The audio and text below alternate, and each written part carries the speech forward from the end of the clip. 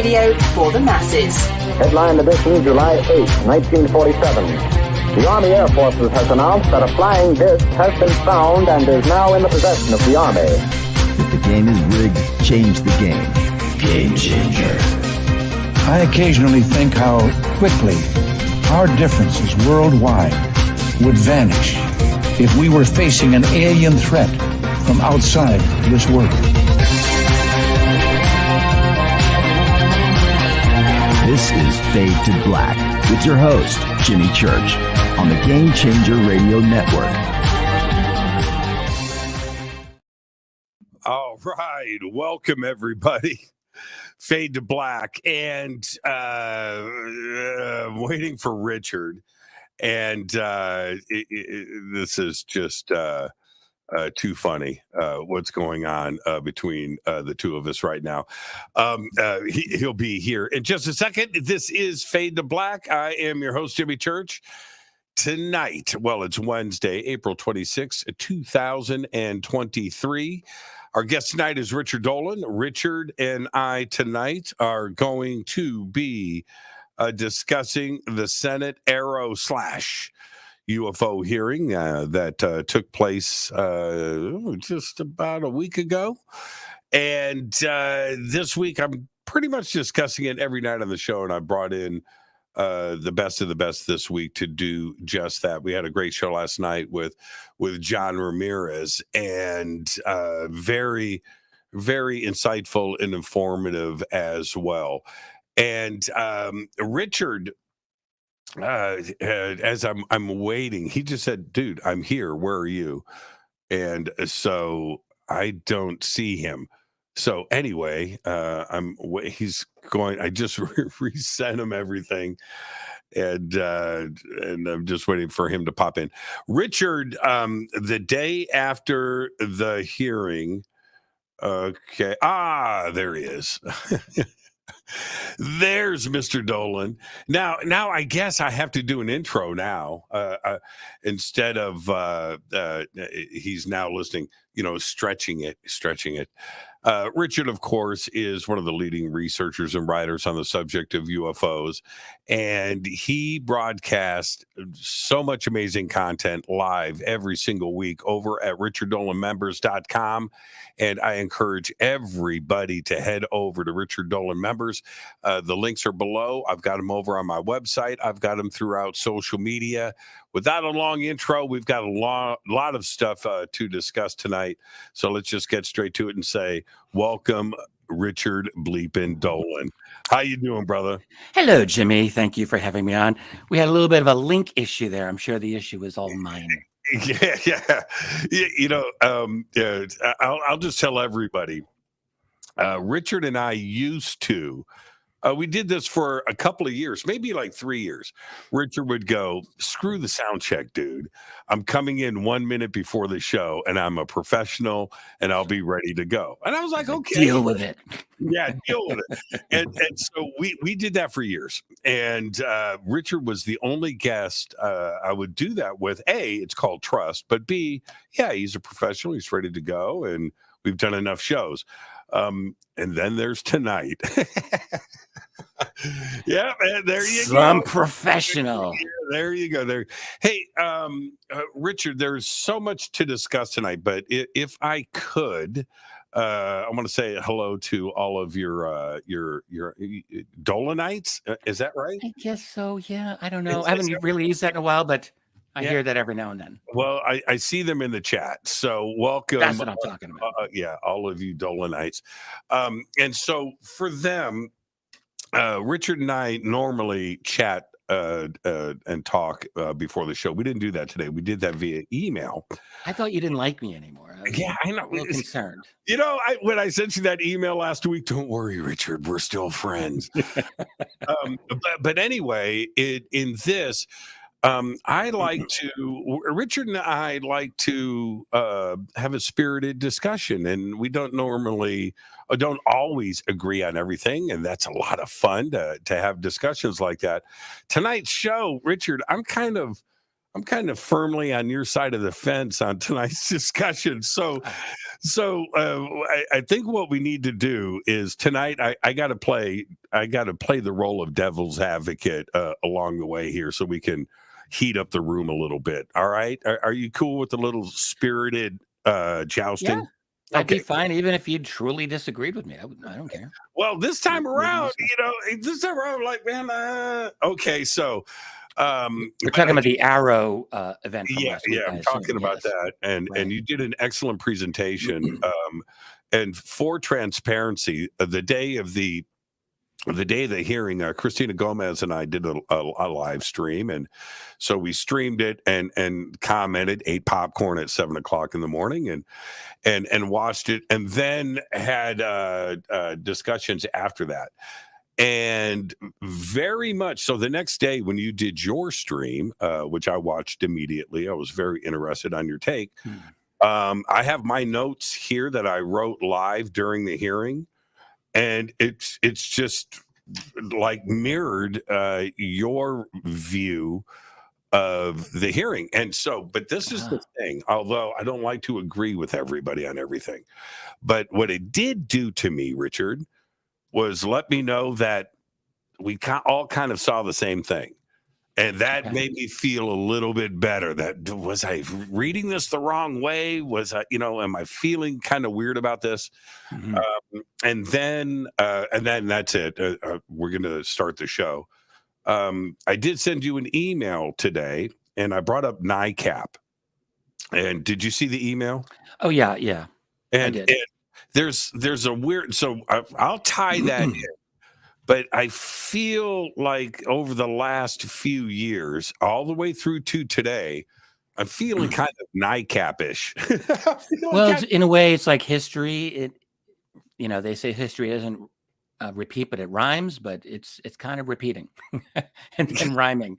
There's a lot that has happened before that I think we see happening again. Yeah, I feel NICAP-ish. Okay, so we'll swing back around to that, but I want to open up with this. Have you figured out Sean Kirkpatrick?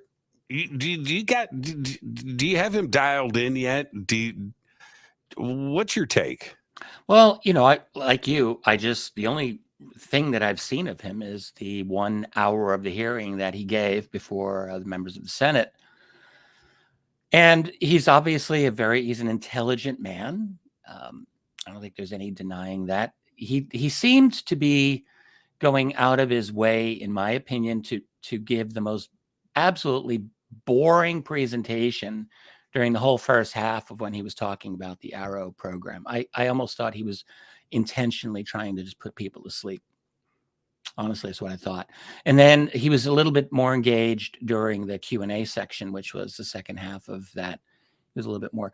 But no, I mean, first of all, that was a dead empty room. I think there was like maybe 20, 25 people in there. Not what I was expecting. I don't know. In my mind, I had this much bigger thing envisioned, and I'll get to him, but you'll notice the cameras almost never showed a full shot of the room itself because it was so embarrassingly empty. So nearly all the time, the cameras are just focusing on him or on Gillibrand or one of the other senators. But as far as with him, he's either really clueless, which I just can't think he is, or he's playing the political game, and he knows. Like, we're at a point in DC politics where I don't think anyone really is expected to tell the truth. Are we at that point where we don't expect truth from the people in DC? At least I don't, and they never seem to disappoint. So he's saying things like, we have no evidence that any of these objects are extraterrestrial or beyond the current laws of physics. And he showed this one clip that looked really interesting. He said, no, we explained that. And he's just playing to me, it just seemed like the same game that we heard a year ago with Scott Bray and Ronald Moultrie, where they're saying The only problem is just a lack of data. If we had more data, we could identify all of these.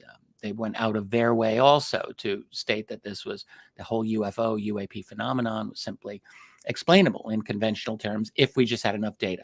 It's almost the exact same thing that the Air Force is saying in the 1950s. And I felt that's what Kirkpatrick here was going after. The one thing that I found really more disturbing about this hearing than any of the others is how it seemed to me that the senators, particularly Judy Ernst, yes, was really just hitting the whole Chinese-Russian angle of UFOs, UAP, in a way that even in the 1950s, you didn't get anything like public statements along these lines where people thought the Russians were actually flying these objects over American airspace. There were some private classified conversations that wondered, were the Soviets, were the Russians doing this? But there's really even then no firm conclusion that they were doing it because it wasn't credible. But now here we are in 2023, and you could see like they really wanted all these UAP to be Chinese balloons or Chinese or Russian spy satellites or spy drones or what have you. And I just found that very disturbing on many levels. But as far as with Kirkpatrick, the only thing I can just really say is gauge my response on what he did in the hearing, what he has said. I'm not deeply familiar with the rest of his career. I don't know. I mean, I know he's a lifelong DOD guy.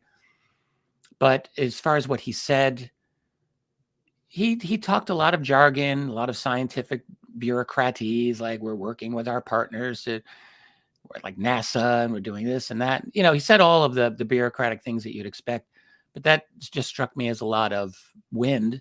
And in terms of actual anything substantive to say on UFOs or UAP, I just wasn't feeling it. I wasn't getting anything. So I was just left feeling very empty at the end of it. Yeah, and there was, and we can certainly, that's an easy view to achieve right there, because I think we all came away kind of feeling that way. But there was an awful lot there to unpack if you just start to take things in an individual sense.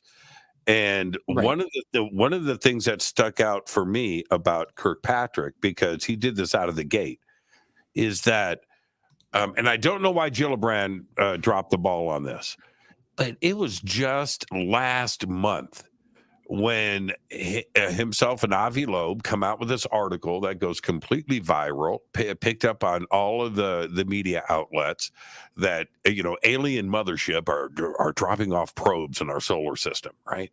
And you get like Sean Kirkpatrick, what arrow? Yeah, but did they really say that? Did he really say that? But my point is, his name and Avi's were the bylines there.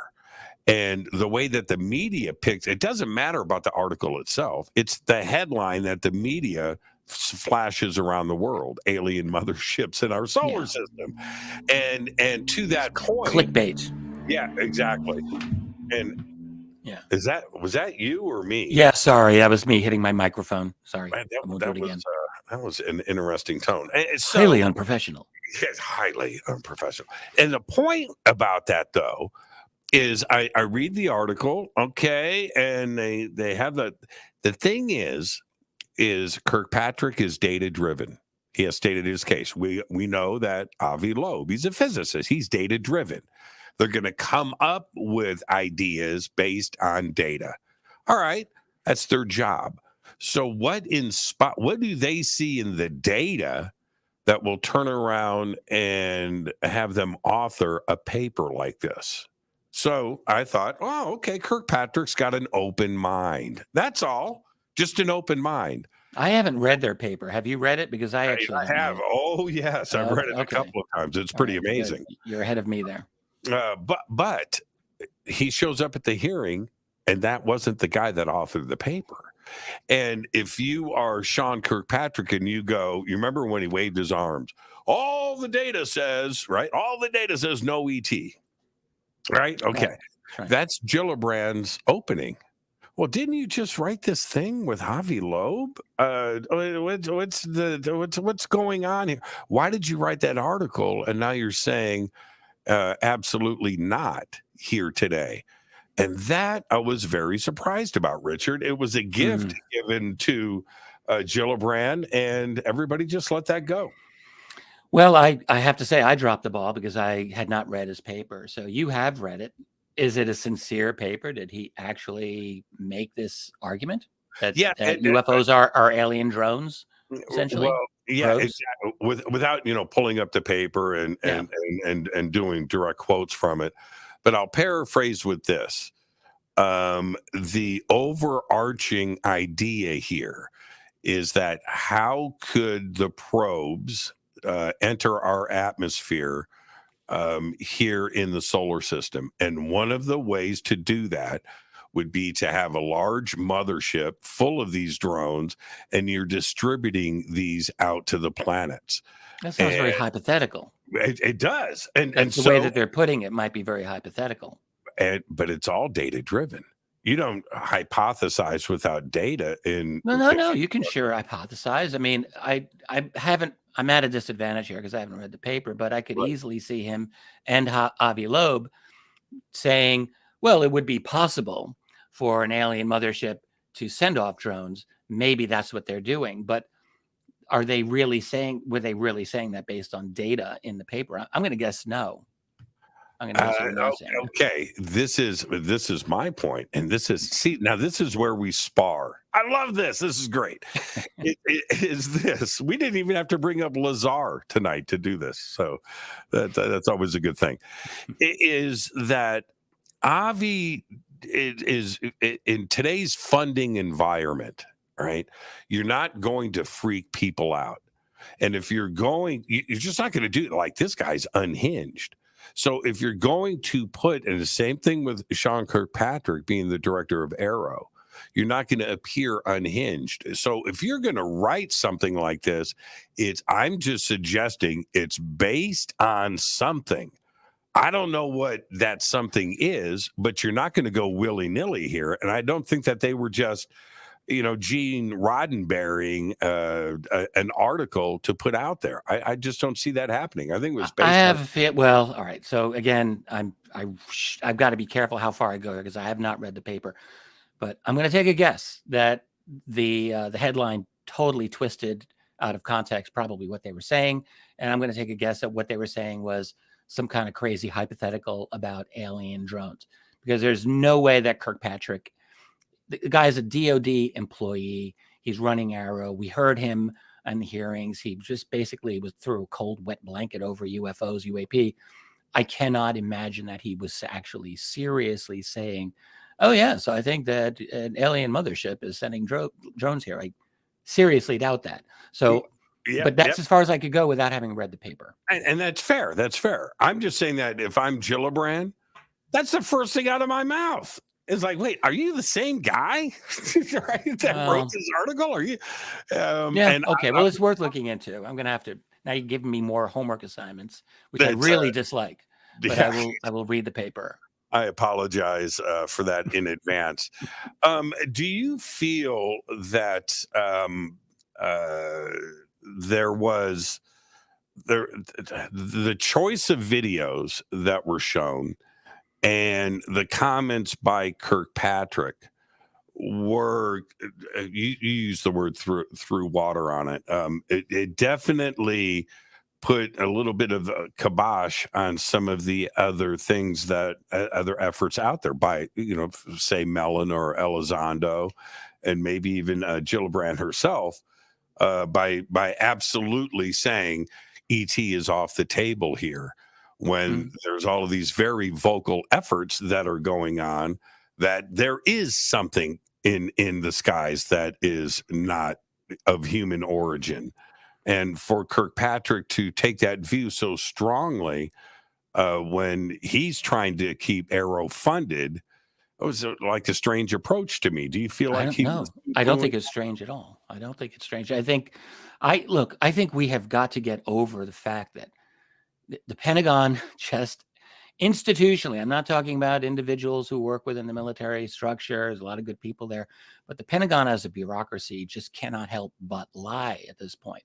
We don't have an honest system. I was going to say corrupted, but I think captured is a better word to describe these institutions now. I don't believe they work for us. I do not believe the Pentagon is ever going to be in a position where it can truly be honest about the reality of the UFO phenomenon.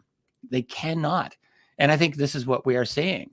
Kirkpatrick is a company man. He's working for the Pentagon. That's his job. And I have never expected an honest, good faith effort coming from them. And they unfortunately are justifying my position.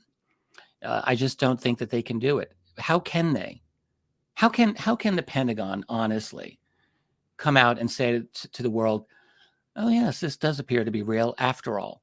That just opens up a can of worms that they're not going to be able to deal with. So I've never expected honesty from them. And as far as Gillibrand goes, she can play whatever game she wants in terms of public persona. Oh yes, I'm trying to get transparency out of the government. Yeah, keep talking that game. But I believe it when I see it. I think there's a lot of window dressing going on here and a lot of theater. And that's what this strikes me as. This strikes me as theater. And I don't think this is a serious public effort. Do you think quadcopters are the new weather balloons? Oh, God. He said that. Yeah, he said, even if these are quadcopters, that's still important. Like, you could just see these rhetorical devices that he used several times to kind of move UFOs into quadcopters or balloons, Chinese balloons, and all of that stuff. And that's what UFOs or UAP have become conflated with. And I see that as kind of dishonest. I mean, kind of dishonest. I think I see it as dishonest. I'm looking at UFO reports all the time, and many of them are military reports. And most of them that I'm looking at are 21st century. I'm done looking at a lot of the 20th century material. I'm looking all at contemporary sightings, and they're not FOIA released. Okay, I'll grant you that. But they are well attested witness accounts of objects over military bases or attempted interceptions, and all of it is still going on. This is a nonstop issue as far as I could see. And for him to say, well, maybe there'll be, if they're quadcopters, that's still interesting. I'm like, I call BS on this. I just don't think it's an honest attempt. And, when the whole UFO conversation changed at the end of 2017, you had the TTSA group out there, and they're talking about these UAP, which are real. And Elizondo and Kristen Ramelin were saying that this is real, which was very important at that time for them to say that. There were lots of people saying, look, you're just working for the CIA, and the whole thing, you heard a lot of folks saying this is going to be a false flag alien invasion scenario. And you could talk about whatever motivations you want about the TTSA people. In fact, we could discuss that if you want. But one thing I've never, ever believed is that there was going to be this false flag alien invasion scenario. I just never, ever saw it. And a lot of people criticized me for that at the time. But now look, I think we're far enough into this that we can say the Pentagon, the establishment, they're not pushing the alien connection here. If anything, they're just trying to pull that out. And they are redirecting this whole conversation. And they're turning UFOs into adversarial threats from China and Russia. That's what is happening. And that is not an accurate assessment of the UFO phenomenon.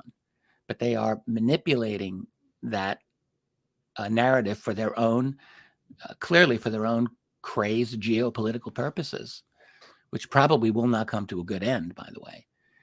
I mean, you can't really see anyone like Gillibrand or Ernst, rather. She's wanted to get some kind of affirmation that these were Chinese or Russian. Like, you could just see her. She was salivating over it. And Kirkpatrick wouldn't quite give her that, but he came close. He said, well, I have concerns that adversaries are involved. But no one would ever really have the audacity to accuse the Chinese of flying these things, because that would be such an escalation in diplomatic circles. Plus, internationally, I guarantee you, most of the world's statesmen would just point and laugh. Like, you've got to be kidding me. Yeah, you can't outside of the U.S. and its minions, like Europe, No You one would can't go believe it. there. Yeah, Kirkpatrick, Not credible. when she came after him, I'm going to make two comments here. I'm going to make them really quick. When she came after him on the first point about Russian and Chinese, and he said, "Well, there are indicators. If he's using that jargon. Exactly. There are indicators that may be kind of that point, but no, I just don't feel like it's China or Russia." Well, he didn't say that. He said, but I have indicators right, that right. some are related to foreign capabilities. And I'm willing to look into that. Okay, but then she comes right back at him and says, "Is AARO redundant?" Right? She goes, is AARO redundant? Are there other agencies doing the very same thing?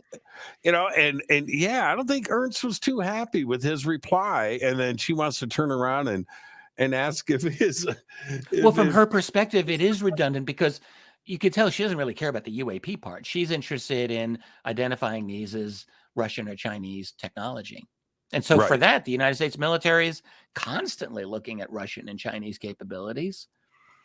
They know about all the, China's satellites, Russia's satellites.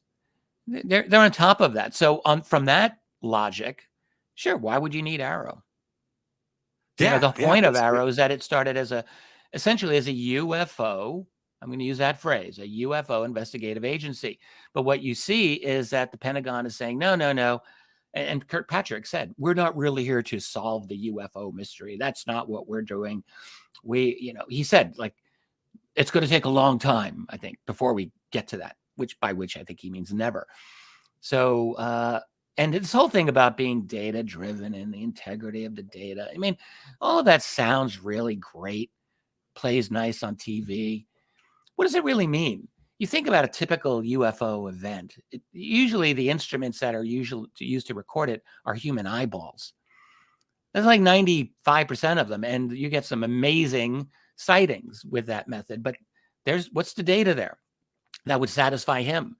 I mean, actually, there are many incredible witness encounters that would, I think, satisfy most reasonable minds. But for him, he wants the data.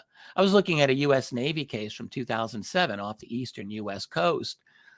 And it was a sighting by a U.S. Navy meteorologist in 2007, about 100 miles off the coast of Virginia, out in the Atlantic.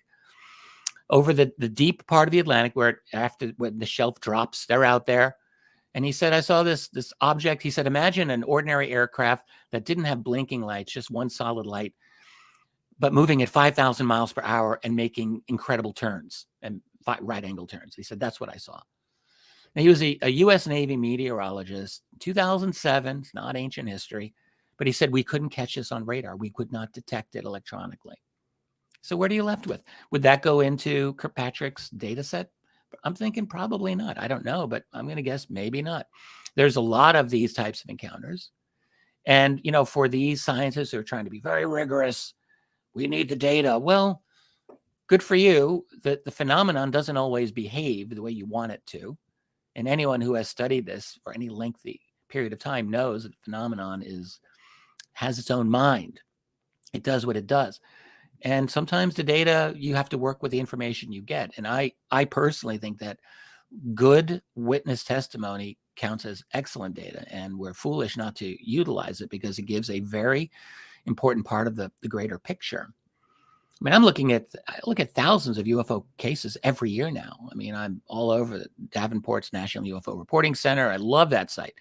And I'm still a big fan of George Filer and a number of other sites that have great sightings. I just read them. And most of them don't get good investigations, unfortunately. We don't have the capability, but it doesn't mean that these sightings don't happen. There's some very excellent ones. And yes, I realize a lot of things that seem like they're good sightings, sometimes they're not. But when you read enough of them, for me, I just get a sense that there's a lot of very, very critically important activity going on every single day. And meanwhile, we got this AARO program. I feel like I'm looking at Nero fiddling while Rome is burning. We've got this massive phenomenon worldwide. Yes. And he's just like, well, we've got to get more of the data. we're 650 cases now. Half, he said, were actually interesting in terms of anomalies, but he also then implied that he didn't have enough data for most of those. Well, he So you also gotta wonder, where's he going to go? he said two things to your point, Richard. I need your comments on this. One, and I was blown away. He said that the sensor filters have only been used for the first time. They've only been adjusted for the first time. I was like, wait a minute, what? This is United States airspace. What do you mean you're just now adjusting how the sensor filters operate? Number one. And then number two, we're firing missiles over North America, right? Right, over North America, 3 incidents, with total of 4. And he says AARO had nothing to do with it. They weren't involved with those balloons, and nobody asked them anything. I had heard that they were briefly, but then I wondered, were they really? So he's saying they were not. He was saying they were not.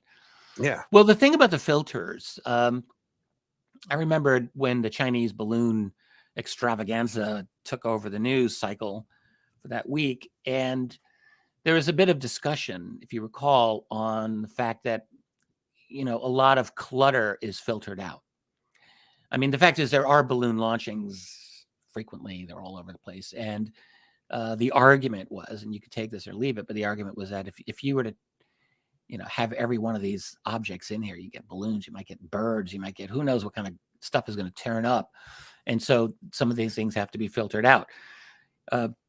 And that arguably, that was the reason we're told as to why the Chinese balloon got into U.S. airspace to begin with, because we couldn't filter out all the balloons. So I'm guessing that's what he was talking about, adjusting the filters so that we could detect more or better. Who knows what they did. Turn the dials a little bit this way, a little bit that way, is what I'm guessing.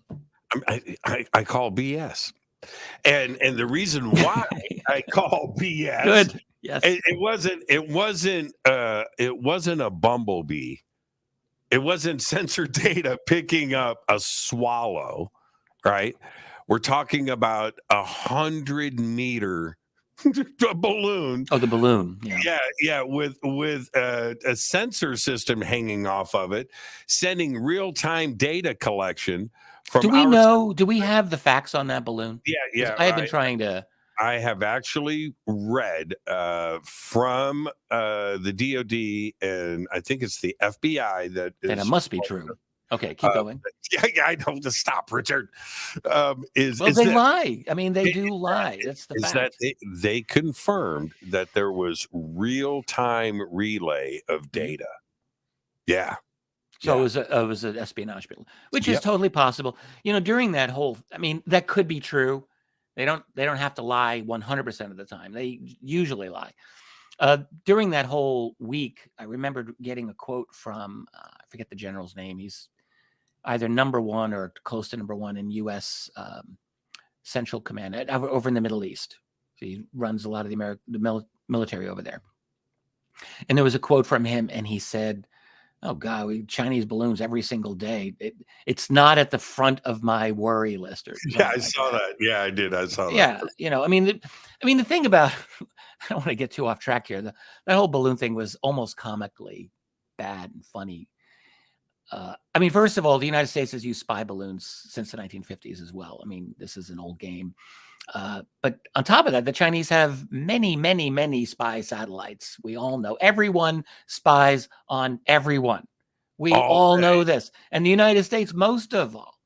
And so, but here we are getting really our panties worked up in a bunch here over, oh my God, the balloon. All right. It's not supposed to be there, but this is the real world. And in the real world, this kind of things goes on all the time. So, whatever. Okay. And then we'll stay on AARO, but but it was pretty crazy to have in 1 week that amount of missiles and ordnance being used in North American airspace like that. That's because the war is going bad in Ukraine. They had to do something. I really firmly believe that. It's like he had to be strong. Biden, he gets caught basically politically with his pants down. The balloon thing comes over the U.S., and now he's got to look tough. He's got to look strong. Can't let this thing, I mean, how many times does this thing happen in real life? And I guarantee you it doesn't cause a big ruckus, but it became public and it had to be dealt with. And so you get more political theater, and they had to look strong. We got to shoot this thing down. And that's, in my opinion, that's 99% of it right there. Okay, so let's keep political theater. Let's not talk politics, but we'll keep political theater on the table. If it was important enough to shoot a $500,000 missile at it, that's a lot of bread. But military not money. Yeah, right. Okay, it was a $20 They missile. got $1 trillion a year budget. Yeah, I know. But shooting a $500,000 missile at an object and then saying, we're not going to tell you what it was. We're not going to show you what it was. We're not even going to go and look for it. In fact, we'll never even find it. Yeah, this is why I kind of wondered, was it really a spy balloon? Certainly could have been a spy balloon, but maybe it wasn't. There was one statement during that whole thing. It was from an unnamed senior U.S. intelligence, military, whatever. I read it. I don't have it in front of me. By which they said, yeah, we're not really sure it was a spy balloon. I know that I read that. Now, that doesn't make it true, but it does signal to me that there was some question in the upper echelons about that whole spy narrative. And it is, look, it's at least possible that it wasn't. Could easily have been. I'm not saying it wasn't, but I don't know that it was. And this is why I'm waiting for actual confirmation. And coming from the FBI, sorry, I'm going to want a little more than that. Now, what did you make of first time I heard this, and they kept going back to the point of SEPs, somebody else's problem. And Kirkpatrick, that was a bit disturbing. I felt. Yeah, very, very, very. In that he kept going back to the point, and for him to, again, I'm paraphrasing here, but I'm pretty accurate. He more or less said that it was AARO's mission to make these objects SEPs. That's right. He did say that. Yeah. Someone else's problem. Yeah. So essentially, to identify and then give him off to whatever appropriate agency to deal with, to make it someone else's problem. But I found it disturbing because I'm thinking, this guy is not striking me as someone who really gives a rat's ass about the UFO phenomenon, which I'm sure he probably doesn't. He was given this job. Someone said, all right, Kirkpatrick, this is you. You're taking this. You did space. Now you're going to do this. And, you could easily see that happen. He's like, okay, fine, grown. So I don't really get the idea that he is particularly engaged or fascinated by this phenomenon, as you and I and all the listeners probably are. Like we're actually interested. We're curious about it. I don't know that he's really curious other than from, a standard bureaucratic his national security perspective. And it's like, yeah, we'll figure this out. It's probably the Chinese, probably the Russians. I mean, for all I know, maybe that's what he's thinking. I didn't get any sense from him that he was actually into any of this or fascinated by it. In fact, I felt that he feels it's boring. I mean, that's the impression I got. And meanwhile, but I think that's his job. I believe his job is to make this as boring as possible so that people just don't care. Like and they just move on. Like a blue bookish kind of. I do. I think so. Yeah. I think they're not interested in stoking the fires of this phenomenon. I think they want to just put it to sleep, which is what the military has always wanted to do.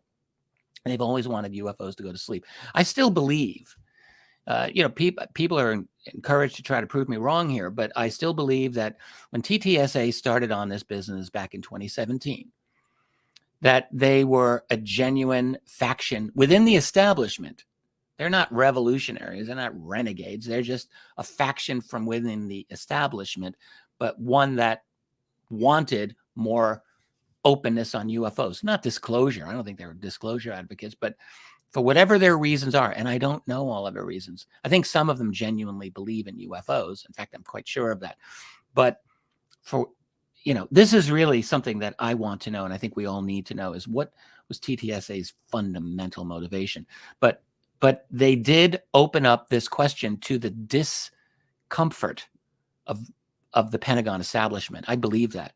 I do not believe that the Pentagon was happy with all of this new emphasis on UAP starting 2017. I don't see any evidence that the Pentagon was happy. You had a whole year plus where they were smearing Elizondo, trying to take him down, making a lot of unfounded lies about it, actually. And there were places within the Navy that were playing it up a little bit. But I think that could be the result of a real disagreement within that service. I think it's entirely possible, especially with the Navy, because there's just so much going on with the UFO subject there. So I think what we were looking at was a kind of food fight inside the Pentagon. And I think what's happening now is that the big boys are taking control of it again, and they are putting this problem back into the box where they have happily kept it for all this time. Do you think, and I'm not trying to put you on the spot, Richard, but it kind of needs to be asked in a direct form. Do you think that Kirkpatrick was doing just that he was taking a direct crack at Elizondo and those efforts by saying directly, there's nothing ET here? Yes, I do. And I think he took a crack at the UFO research community in general when he said, we don't work, science doesn't work by blog and social media. Mm-hmm. And I think that was a direct dig at genuine UFO researchers. So he's, staking his territory. He's essentially saying we're only looking at, high level data integrity, by which he's really throwing out the vast majority of UFO sightings. It's just not going to make it to him. They want the phenomenon to behave in the way that they require for their data analysis, which, okay, look, if you're going to be rigorous about the data, that's fine. But I'm not convinced that they are honest about it. Look, the United States Air Force with Project Blue Book was not honest about their data. When people quote Blue Book statistics to this day, it annoys me because I know those statistics were massaged to all hell. I mean, Blue Book did everything possible to get the unknown percentage down to as low as possible. I mean, anything that was a possible balloon became balloon. Anything that was possible birds was birds. And that was literally their policy. It was absolutely scientifically dishonest. Now, that was the 1950s and 60s, and people might say, oh, well, we're different now. Well, I would really question that. Are they different? Kirkpatrick saying we want this to be someone else's problem, meaning I don't want this on my desk. So I think the point of what he was doing, I feel, number one, was to, just like the recommendations of the Robertson panel 70 years ago, which is basically to demystify and debunk the UFO problem to the public. They're still doing it. That's what they're doing here. I mean, demystify, turn it all into conventional technology. And that's that. And then also, I mean, I do think we're at the point now where the UFO or UAP phenomenon can do its part to help feed the military industrial complex. I think they're now willing to use it for that end. I don't think publicly they were in the past. Because to do that would have given the UFO subject too much credibility. But it's now, as long as they demystify and turn UFOs into Chinese balloons, hell, all right, we'll call them UFOs, great. And we'll use that also to stir up the fear. I mean, one thing Kirkpatrick said toward the end was, the adversary is not waiting. And this was really one of the most disturbing things. They are advancing. I have the quote here. And they are advancing quickly. They are less risk averse to technological advancement than we are, which I thought was disingenuous and also not true. But he's basically giving a warning, like, yeah, the Chinese and the Russians, they're moving ahead. We need to move ahead. So that's a call for more money and for more spending for the military industrial complex. So I think UFOs or UAP in this incarnation are being used for that purpose. Now, if we go back historically, because Kirkpatrick's statement there, I think, is only applicable to like the last 5 years, maybe possibly 10 years, but you can't go back historically and pin Russia and China on events in the 70s, in the Correct. 80s, the 60s, and the 50s. You can't even pin the Tic Tac UFO on the Russians. No, or you Chinese. can't. Not credible. You cannot do it. So you're right. It is disingenuous, and it's quite frankly an untruth. Absolutely. And that leads to the last thing that this thing really was. So they demystify UAP, UFOs, yes. Feed the military-industrial complex, yeah, do that. But then the other thing is, this has to be said, intentional obfuscation of the phenomenon. In other words, I mean, think about just you and all listeners, like if you've studied the UFO subject to any degree, and if you really get into it, if you really start looking at the data and read like 1,000 books on it and all of that, you know that this is a global phenomenon that is running hot and heavy back in the 1950s and today. This is big time stuff here that we're dealing with. This is something, it's very, very important. And I don't hear UFO researchers or speakers really hitting this point enough. This is a significant problem. It's a problem when a black triangle is hovering over your neighborhood at 2:30 in the morning. It's a problem when every year more people are convinced that they've had abduction experiences. It's a problem when you get sightings of this literally every continent, almost every country, practically every day, as far as we can tell. This is so like I'm doing a lot of research right now on USOs, water-based UFOs, and the sightings that I'm finding, that I'm digging up and analyzing. Let me stop you right there, Richard. They're just mind-blowing. Hold on. I'm going to give you, here's my gift. Here's my gift. You like that? You like that, Richard? Oh, hell, man, you'd pull up one of my slides. Man, I don't mess around. Look at that. You did your homework. Okay, so I'm going to run this without audio, but the graphics are here, and I'm going to stop with the report, and we'll go through that.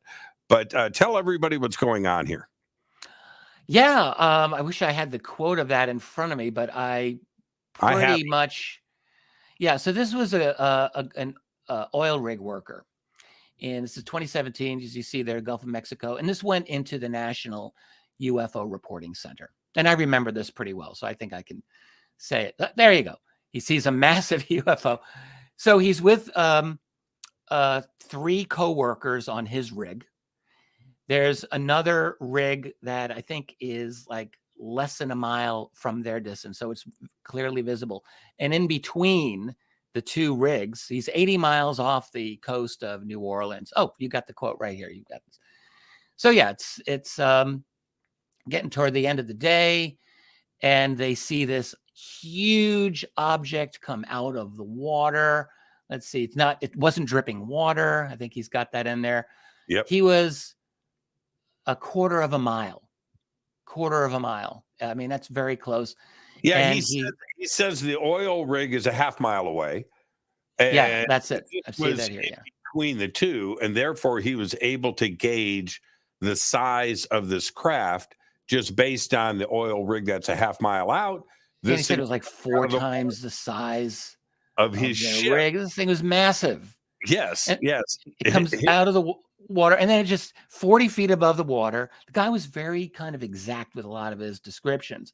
And he said it just took off within a split second. I'm just going to read it. The craft disappeared at a 30-degree angle into the sky. He said speed, I love this, appeared to be faster than speed of a light turning on in a room. And it was just gone. And then he said, yeah, I think there's got to be other witnesses from the other rig.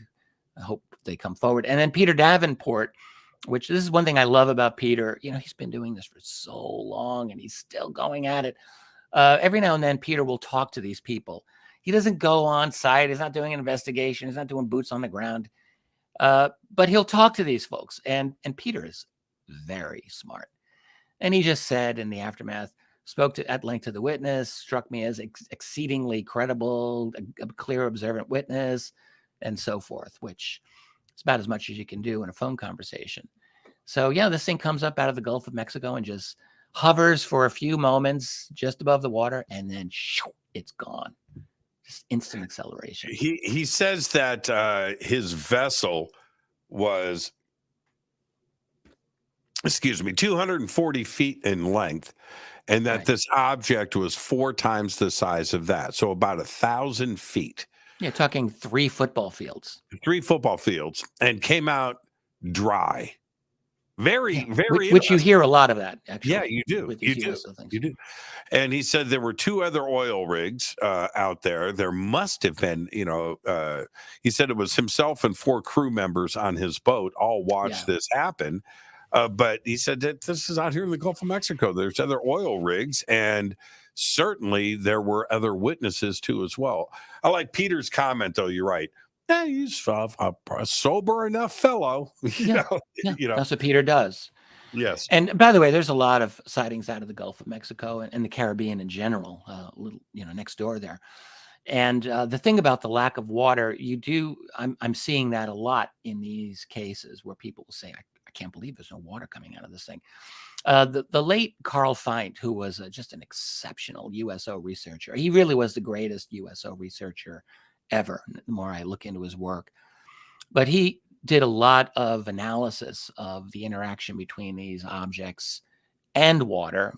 Not all as USOs. Like if it was a flying saucer in the rain, he would put that in his database. If it was going through fog, or if it affected water, if it affected ice. But he did have a lot of these cases where these objects were in large bodies of water, for sure. And he believed that it was an effect of the field generation around the craft that somehow was just able to allow it not to get the water on it. And so that when it left the water frequently, sometimes the field would be on, sometimes he said the field is off, but if it's on, you're not often going to see water coming off of it. It's interesting. I mean, his science is better on this than mine. This is what you had mentioned earlier, the U.S. Navy encounter. Yeah. Which was October 2nd, 2007. And you can see Virginia here in North Carolina. Yes. And then we have this report from the United States Navy. Can we go over this really quick? Yeah. This, I didn't know you had this here. I would have used probably a different case, but I did just mention this on my my YouTube show the other day. So good. And yeah, so he's on a ship. He says it's 100 miles off the coast of Southern Virginia. So I just went to Google Earth and I'm like, okay, go to the southern part of Virginia, let's measure it out. And that's where that little thumbtack was. And then, and that's what I do with every one of these cases that I'm going through. It's like, I have to know exactly where did it happen, to the best of my capability to figure this out. So that's where that was. He says, during a routine weather observation, 10 p.m., a lot of these are at night, not all, but many are. Aboard a naval vessel, he didn't say which, during flight operations, I saw an object to my east moving at an extreme speed, changing directions before disappearing. He said it was a white light about 4 times the size of a star. I forgot that part. And he said, imagine an airplane at night with its lights not blinking, but flying at 5,000 miles per hour, moving at this was a little confusing to me, moving at a 45-degree angle from east to west. I'm not sure what that meant, maybe 45 degrees from his position. But then he said it abruptly changed course and made a right angle turn and disappeared. And then he just said, I'm a meteorologist for the Navy and observe the sky on a nightly basis. I would think that makes him a pretty good witness, frankly. I've never seen anything like this. It was not on our radar.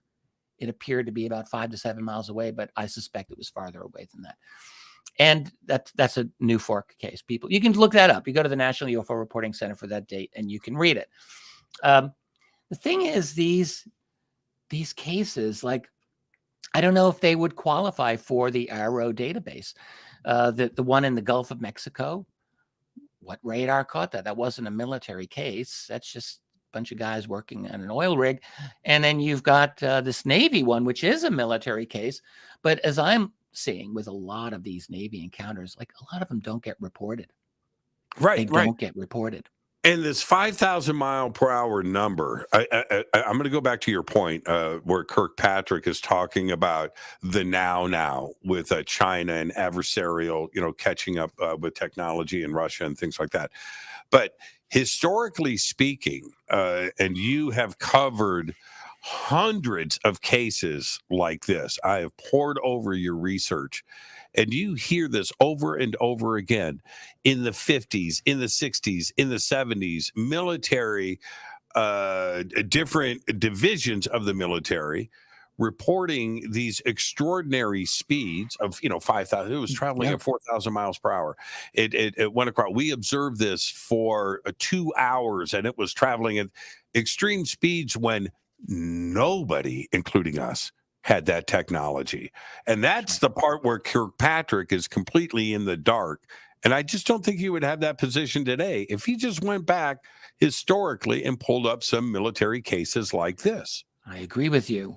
I completely agree. And the reason, when I started researching UFOs all those years ago, the first area that I wanted to become conversant with were U.S. military declassified reports, because I assumed that at least, I don't know how much scientific data is on the FOIA documents, but at least with a FOIA document, the thing happened, it was reported, and it was considered serious enough that a report was made. And in fact, in many of the FOIA documents, there is, I would say, data to work off of in terms of, like, a lot of times speeds of the objects are indicated or performance qualities of the objects are there.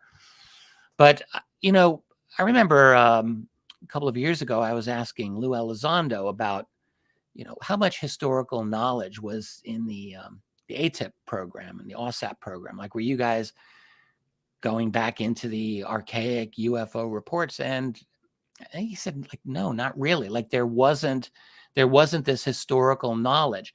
And I could actually believe that now, because when that office started, that was started, guys like Harry Reid and a few other senators said, all right, we're going to start this up. And they got Bigelow involved. That didn't mean that they automatically had access to all of the Pentagon's historical UFO data.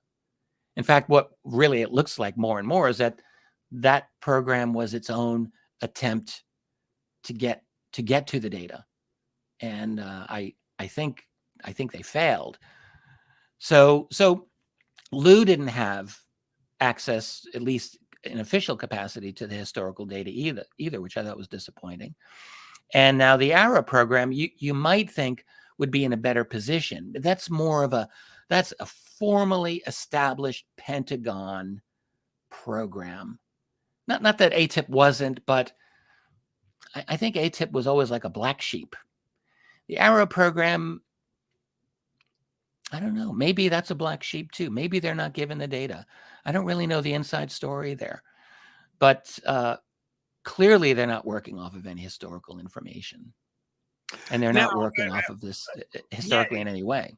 Yeah, this is where I do get kind of pissed, though. Both Elizondo and Kirkpatrick and others all have frigging Amazon Prime. They can go and get UFOs in the National Security State Volume 1. They can go and get Top Secret, Timothy Good, right? They can go and get any Jacques Vallée book, which is full of historical sightings around the world. They can go and get J. Allen Hynek's book that has been out for 50 years now, right? That historically goes back the deep dive into Project Blue Book and the cases that should have been looked at a little bit differently. That's all easily accessible. And do a little bit of your homework. Spend a weekend in a cabin in the woods and just get caught up on stuff. So I just don't hold that as an excuse. If you're going to be serious about the subject, go out and do some reading. We're dealing with the Pentagon. We're dealing with an institution that really is incapable of truth-telling.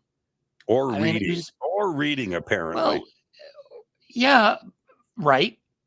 But certainly not truth-telling. They can't do it. Mm-hmm. We're so beyond the pale at this point in our society, and I'm kind of amazed. I mean, there were a couple of folks in the UFO field, the commentary field, who are like supporting what AARO was doing. They were like very supportive of it. And they're like, yeah, I think you did a very good job. I read something in the debrief along those lines the other day, and I was a little disappointed. But there's I don't know what the breakdown is among other UFO researchers, but I'm not hearing a lot of indignation. Maybe I'm just not paying enough attention. But my God, I mean, we're so far past the point of having honesty and good faith in the United States government on pretty much anything. I'm at the point where I really don't see them having good faith on any single thing, but certainly on the UFO subject, they do not work in good faith. And I think they're just long project to put the toothpaste back in the tube, which I think they've been wanting to do for a while. Meanwhile, Rome is burning. Yeah, exactly. Rome is burning. Richard, stay right there. We're going to take a quick break. This is Fade to Black. I am your host, Jimmy Church. Stay with us. We'll be right back. This is Jimmy Church of Fade to Black. Please visit all of our sponsors. We're taking a quick break here. All of the links are below. We'll be right back.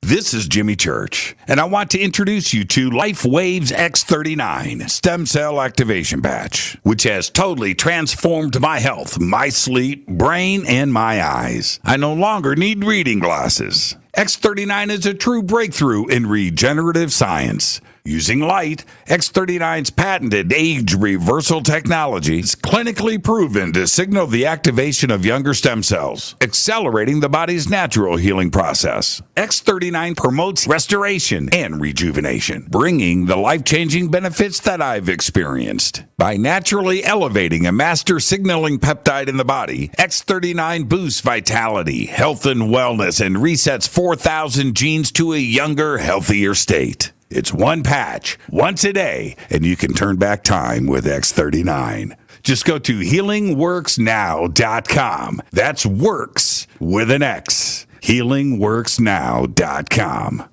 Hey everybody, it's Billy Carson, also known as Forbidden Knowledge. I want to talk to you about a very special event coming up July 30th, 2023, the Forbidden Conscious Awards.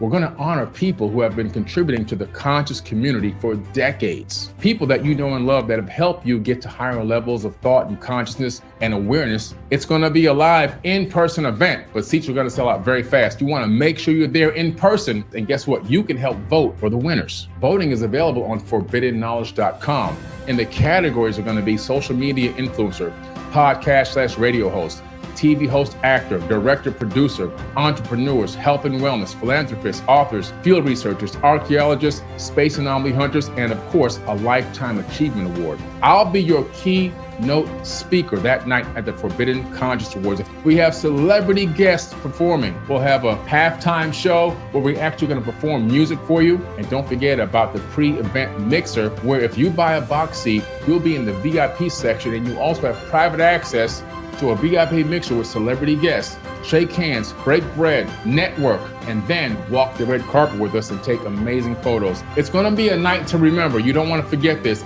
Make sure you hurry up and get your tickets because they're selling out very fast. I want to see you there. Forbidden Conscious Awards 2023. River Moon Coffee, makers of the Fade to Black blend. Truly the best coffee on planet Earth. Just visit rivermoonwellness.com or their Amazon store. It's all simple to do. You can check out the Fade to Black blend, the Game Changer blend, or any of their Black Moon Wellness products. It's the only coffee I drink. It is the best, and it's Doc. Again, rivermoonwellness.com. All right. Welcome back. Fade to Black. I'm your host, Jimmy Church. Tonight, Richard Dolan is with us. And Richard, I stopped wearing my glasses. Yeah, I stopped wearing my glass. I'm using this thing. It's a patch, X39. I wear you it get like laser surgery. You didn't have that? They didn't zap your eyes? I didn't. I can see. I can see. Yeah, it's crazy. We're gonna have to talk about this. Yeah. We'll talk about it off here. I want to know your secret. Man, I'm telling you. I for me, to have these monitors in front of me. And about a year ago, I gave in. I started wearing glasses on the air because I couldn't see. Now I was going to make fun of you, but then you took them off, so I can't. I know. You've got to check it out. What I wanted to do is I wanted to talk about NICAP. Mm-hmm. And the reason for that is this. NICAP historically, for those that it's NICAP for everybody that may not know historically, and for anybody doing modern UFO research, and you're in the game now because of 2017, I get it. Go and look up NICAP and look at the history there, and certainly Richard does some great information. I wanted to say deep dive. Yeah, actually, you spent a chapter or two on NICAP in Security State. But is this NICAP, which was formed in 1956, their mission, and they ran a few decades, right? They kept it together for a few decades, had their ups and downs, but their mission was to lift the secrecy about UFOs. That's it. That was their mission statement. And that was their goal. And talk about history repeating itself. That's exactly where we are today. But if we also go back and look at NICAP originally, and you can jump in at any point and say, Church, you're way off base here. But NICAP originally, dude, they had like a half a dozen admirals from the Navy, right, on board with NICAP. And then after about 10 years or so, the CIA gets involved. And the CIA kind of did their little infiltration of NICAP. Don Kehoe definitely tried to keep everything together and keep the unveiling of the UFO secret their primary mission. And here we are today repeating the same words with the same involvement. Here we have the Navy, right? The Navy front and center in this entire situation. We certainly have the CIA involved in the situation, and the goal is still the same, trying to lift this and get to the answers for all of these questions. How crazy do you feel that is? Well, yeah, a couple of things I would just add to what you were saying. NICAP did have a lot of Navy people on the board in the early years. There was CIA infiltration early on in NICAP, but it became much more severe by the late 1960s. So it became a real problem, and really, I think torpedoed NICAP. NICAP was dead in the water after Kehoe left in 1969. It went for another decade, but it was essentially just a nothing organization after that. And they had a couple of guys from the Army on the board as well in the early years. Donald Kehoe, he didn't create NICAP. Actually, that was created by T. Townsend Brown, the brilliant T. Townsend Brown. Yeah. But he kind of got nosed out of it. Kehoe took over early on and ran it. And he did run it as a UFO, you can say UFO disclosure kind of organization for the longest time. And Kehoe was a hardcore believer. He really was pushing this. He absolutely believed that the United States Congress needed to get on top of this, because back then Donald Kehoe believed in the American system. Everyone believed in the American system back in the 50s and 60s. Like, that was the norm. And the idea is, well, we've got to get this problem before our elected representatives in Congress, and they'll deal with this.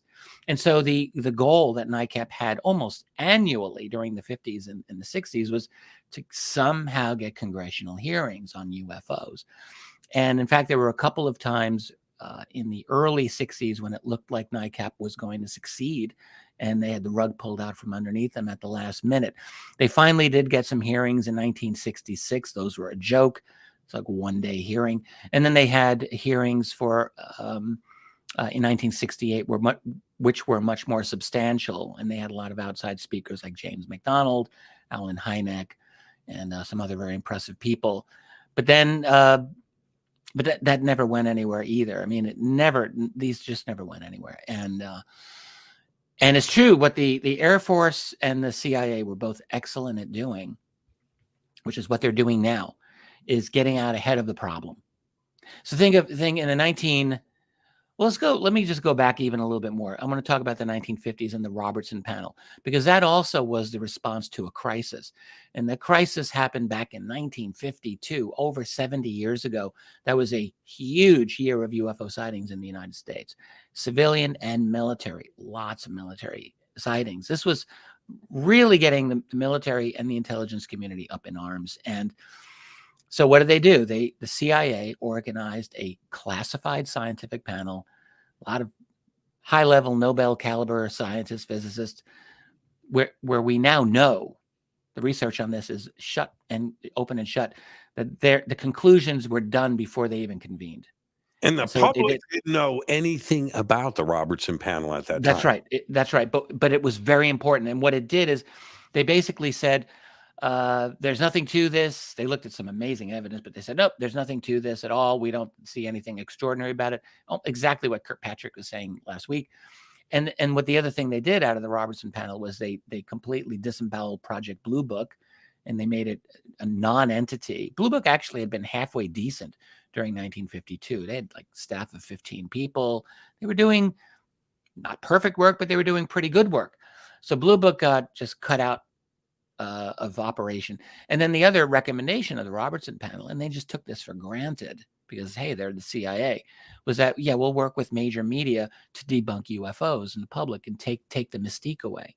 And they actively worked to do that. So then come the 1960s. And the UFO, whoever's operating the UFOs, they don't get the memo that they're not supposed to exist. So there was a huge upsurge in sightings in the mid-1960s. And this made the newspapers. Back then, we still had kind of a functioning media, press that would report this. And this was a public relations problem big time. The Air Force had lost all credibility. Everyone knew the Air Force lied on UFOs. Everyone knew. And they started really looking bad. Then Alan Hynek goes out with the Michigan case, and he's talking about swamp gas, and that became a laughingstock. And so the Air Force and the CIA got out ahead of this. And the Air Force selected an academic institution to do the science. And we're going to give this to the University of Colorado, and they're just going to settle this. And we have nothing to do with it. It's a totally independent academic study. Well, we know, again, just like with the Robertson panel, that the Condon Committee, as it became called, after Edward Condon, who ran it, that was also a rigged game. And we know this. There was never going to be a positive conclusion coming from the Condon Committee on this. They had a mutiny midway through the project where the scientists who actually were naive enough to think, oh, yeah, this is going to be a legitimate study, they started realizing, oh, no, it isn't. And a bunch of them got fired midway through. Yep. That's right. Yep. So anyway, the Condon Committee does their report, and they throw more cold water over UFOs, and that works for a little while. But then the phenomenon keeps coming back. By the late 1980s, people are talking now about Roswell.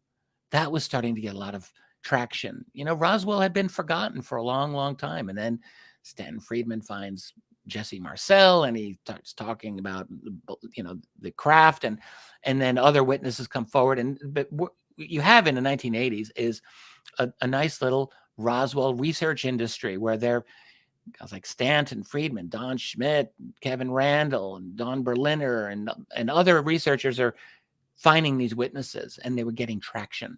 And so what does the Air Force do? Once again, very intelligently, especially when they go to Stephen Schiff in New Mexico, congressman for New Mexico, and they say, hey, this happened in your state. Don't you want to know what the hell happened there? Why can't we get records on what happened at Roswell? And Schiff's like, you know what? You got a point. So he starts talking to the General Accounting Office in Congress.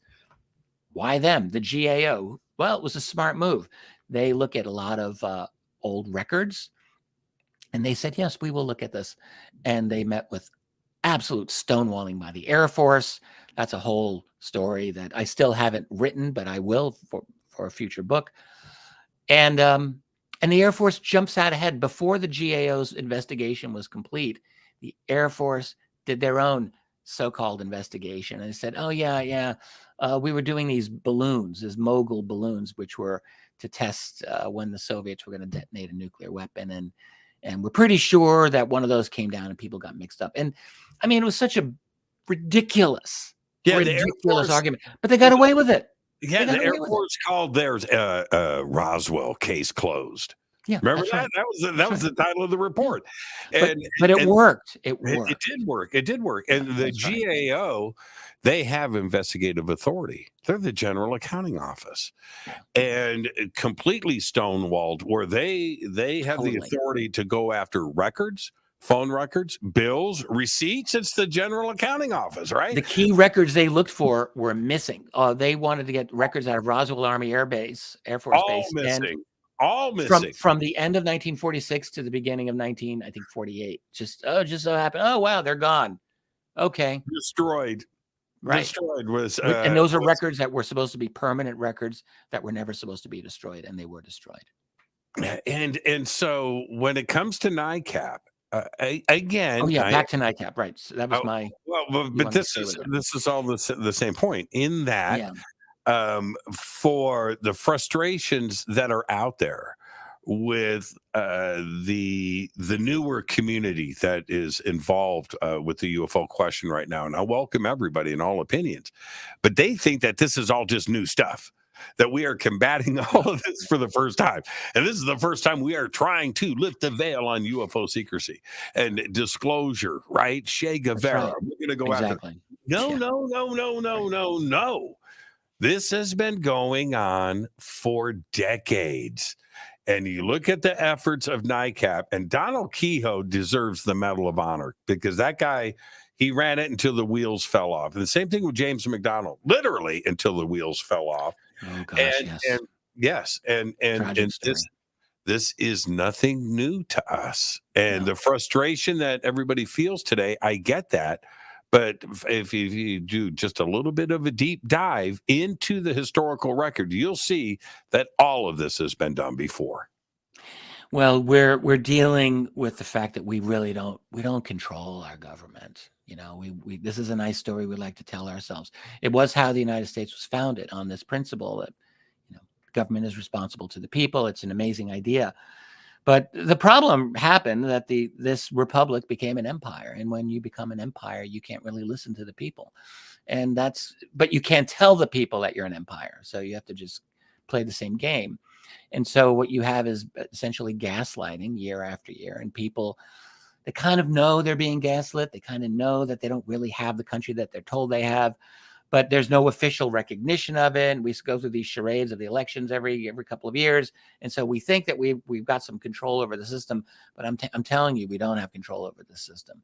We don't. And it just gets worse as with each passing year, because that is the nature of how this particular empire is going. And it cannot be honest. It is incapable of being honest. And the UFO phenomenon is potentially, probably, definitely the most explosive of all the secrets that it's hiding. Now, because go on. Okay, I just interrupted you. Well, I had to do it at least once. Okay, so we got that out of the way, Richard. But what did you, staying on point, what did you make of Kirkpatrick's comment? Because he was kind of talking out of both sides of his mouth, where he said, it's not, but we're looking at our partners like NASA to see what they've got to put on the table. It's like, wait. And I thought that came out of nowhere. Either you're looking at 10,000 to 30,000 feet, which is what he said. He also said 1 to 4 meters, which was a weird number to throw out there as well. And then he wants to wrap it up with, we're looking at NASA to see what kind of data they've got. What did you make of that? Yeah. By the way, I thought I was on point. But anyway, let's just keep going back to Kirkpatrick. So I'm just going to say. The fact that he brought NASA in, that I guess it shouldn't have caught me off guard, but it did a little bit. I thought, why is he talking about NASA? Like, who cares about NASA? Really? Like, where does NASA rate so highly? But basically, I think he doesn't want sole responsibility for this problem. And this is what I think. So he's like, yeah, we got NASA over here. They're part of this too. Don't just yell at me. They're part of it. We're partnering with them. So I thought the most disingenuous thing about that actually was when he said, well, if we conclude that this is genuinely like extraterrestrial, I think he may have said that, which I'm thinking, dude, you are never going to conclude that this is extraterrestrial. Don't pee on my leg and tell me it's raining. Like we know that they're never going to do that. But he said, well, if we come to this conclusion, we will partner with NASA. And did he say? I think he said we will jointly brief the he didn't even say the president. I think he just said like the responsible officials in the federal Yeah, government. yeah, I don't yeah. think he He said did. the president. He did. Yeah, right. So I thought, why are you sharing this with NASA? Like, when did this become NASA's job? This is your job. Your job is to look at the UFO phenomenon, and you're supposed to figure this out. Actually, the other thing in terms of partners, the most interesting thing about that I did not know before is that he said, this is actually interesting to me. This is the most interesting thing he was saying. He was talking about how the AARO organization was structured. He said, we got red team and blue team. You remember this is like, so one team is basically scientists and engineers, like, you know, the gearheads and the smart guys, like figuring this out. And then the other group is the intelligence guys. And so he said, we're going to give them their reports, each the same report, and they're going to each come to their conclusions. And I think he implied that he would adjudicate it, or it would be adjudicated somehow. And then what he said, this was interesting, that conclusion would go to another advisory group that he did not name. And he said, these are, and while he was saying that, I'm looking at him thinking, you're getting very fuzzy here. He was getting fuzzy. He basically said these were retired intelligence and military people. But he didn't say who they were. He didn't say what they were. He said, though, that this report is going to go to them, and they will comment on it, and then send it back to him. And then he said, and then I will make my determination one way or the other. And I'm thinking, who are these people? It's just very interesting. I'm not saying it's necessarily nefarious. I don't know that it is. But he throws that little thing out there, and I'm thinking, I'd like to know who these people are. How are they rating? What's their situation? Who are they? What are they about? And we don't know. And I thought that was just a little interesting thing. But here's the tie-in, and this is why I brought it up at the end of your last comment. It's history repeating itself. Where Condon tried to make it about the science, Robertson tried to make it about the science, and tried to make it the planet Venus. Tried to come up. Yeah, with they're hiding behind science is really what they're Right, doing. But right. yeah. Which is what Kirkpatrick apparently is trying to do here too as well. Again, like he said, make it somebody else's problem, Right. and I just find that completely fascinating. Well, sorry. But then you just said you wanted to know who the senior level thing is. Yeah, I'd love and to then know. he washes through over, and I'm going to quote him here, over 24 witnesses, right? So they brought in over 24 witnesses. Oh, the whistleblowers. Yes, and doesn't mention any specific cases. No. What they were talking about, and then he called it an investigation. That was his words, right? So he brought in the over 24 witnesses for an investigation, but doesn't state anything. And Gillibrand and Ernst just let that go. Well, well, they were running out of time by then. Gillibrand was the one who brought up the whole whistleblower thing. That was one thing that she seemed to be interested in. Well, can I make one more comment? And then in that, then Gillibrand reveals that Kirkpatrick reveals that it was Gillibrand that gave him the witnesses, and Gillibrand doesn't say anything. And she said, well, we're going to bring you some more, and we're working on that. And he said that they really didn't have the staff, right, to do a full investigation of everyone. Did he say that Gillibrand gave him the witnesses? I thought what he said is that it was her amendment that prompted the witnesses. I didn't know that he said Gillibrand was sending him the witnesses. Perhaps maybe they came to Gillibrand first, and then she directed them to the AARO office. Yep. Maybe that's how it was. You can go back and watch it again. I don't know if I read it that way or heard it, because I did hear that exchange, but maybe I didn't interpret it that way. So that's interesting. Maybe that's what he meant. What I gathered from his statement was that he wasn't too enamored of the witnesses. Maybe that's just my reading of it, but I thought he and then he did say this little sly thing where it's like, in the future, I think we need to have a way to prioritize the witnesses. And I just got the impression that he was maybe he felt that he was wasting his time with some of those witnesses. That's the impression that I got from listening to him. He didn't seem to be excited about any of this. No, he didn't. Not the witnesses and not the cases, not really anything. Well, and I'm wondering, was it Robert Salas? Was it John Burroughs? Who? Oh, right. David Could have been. Yeah, exactly.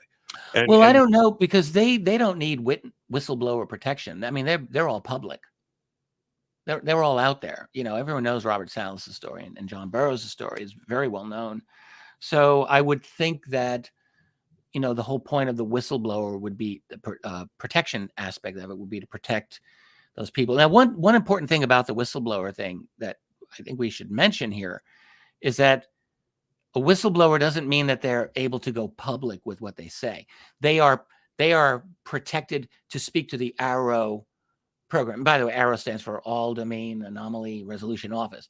So this is the UFO office, and they are protected within that context. I don't think that they're protected to go public with their UFO stories. I don't see anything in there that indicates that the public is going to have access to that stuff.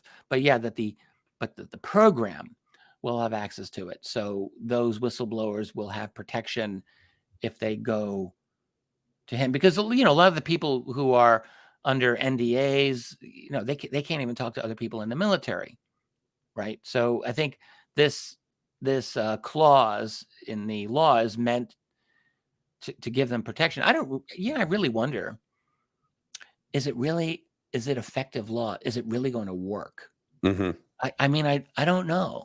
I'm not in that world. I don't know if you're in a special access program, if you're in something like described by Eric Davis in His Notes with Thomas Wilson, some reverse engineering program out of Lockheed or Boeing or who knows where, would this whistleblower protection law give you sufficient cover to speak?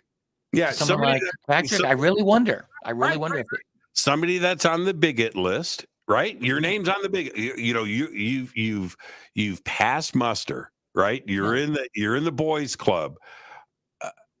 Would they, even if they were protected, Richard? Would they step out of line? Hell no, they won't. Almost none of them will. Right. But he's saying he got 25. So apparently some people are coming forward. So, and that's good. Look, you want them to come forward. It would be nicer if they could go public and if we could hear their stories. But he's heard 25 whistleblower stories, basically, I think. And we only learned about it through the hearing. I did not know that. I didn't know. No, caught me by surprise. So, and we don't know who they are, what their stories are.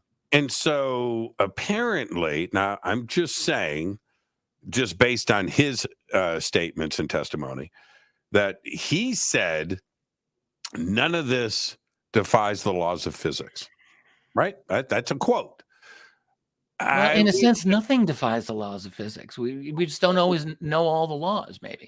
But if anything happens, it by definition must be within the realm of the laws of physics. I suppose it's true. I suppose that it just disappeared. Yeah, okay, all right. So there's laws of physics we don't know yet.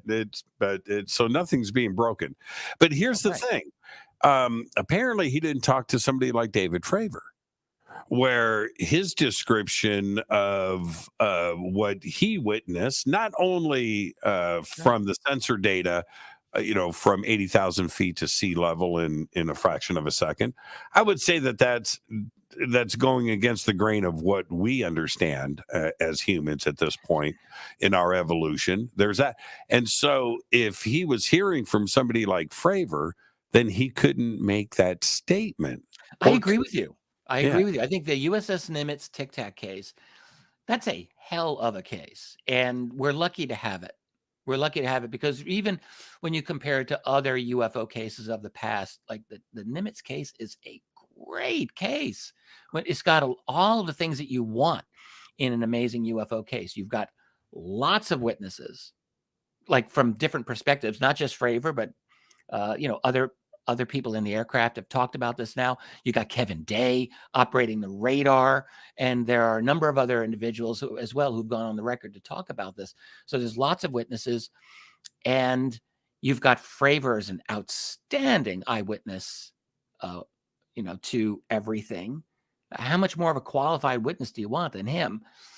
And when you estimate, he talked about his line of sight when that thing took off. And I think he said he had 10 miles visibility easy, but actually he then said, realistically, you could say more like 50 miles visibility. And he said this thing was out of his line of sight in 2 seconds. Yeah. So by even 10-mile visibility, you're talking like 10,000 miles per. I figured it out one day. It was like about 10,000 miles per hour.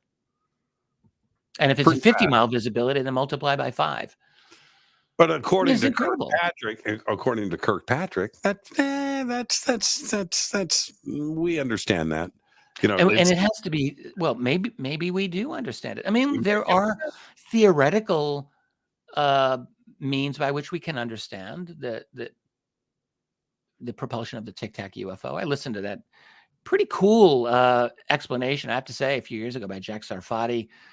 Some people think he's full of it. I know him and Derek Davis love to fight each other, but hey, Sarfati had a really interesting theory about how the Tic Tac might do what it does. He talked about it in terms of the metamaterial, thinking if you've got a metamaterial around the skin of that thing, it might be able to slow the speed of light down sufficiently. And if you slow down the speed of light, you're changing the physics of basically creating an Alcubierre bubble around your craft. I mean, I don't mean to be, what the hell do I know? I don't do the math that Miguel Alcubierre did, but what he did in the 1990s is came up with the physics of warp drive, basically.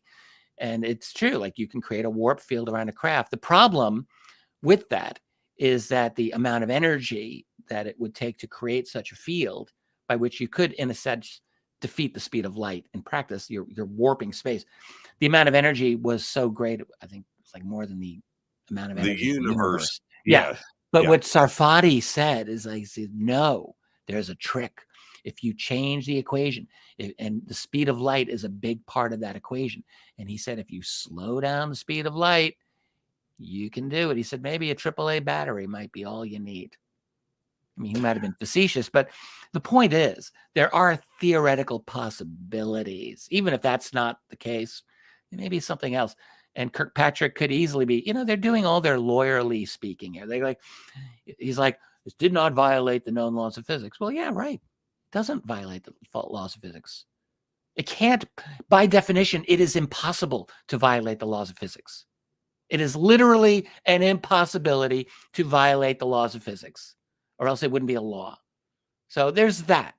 But then it's entirely possible that they know how these things work. That's entirely possible. They may not be able to duplicate it because our material science may not be there, but they may have a pretty good handle at this point on how this works. I mean, hell, Paul Hill, 30 years ago, practically published a book called Unconventional Flying Objects. Paul Hill was a NASA scientist, and this book was published posthumously in the 90s. And he did an amazing job of discussing the probable physics of flying saucers and how they do what they do. And he didn't answer every single question, but he answered a lot.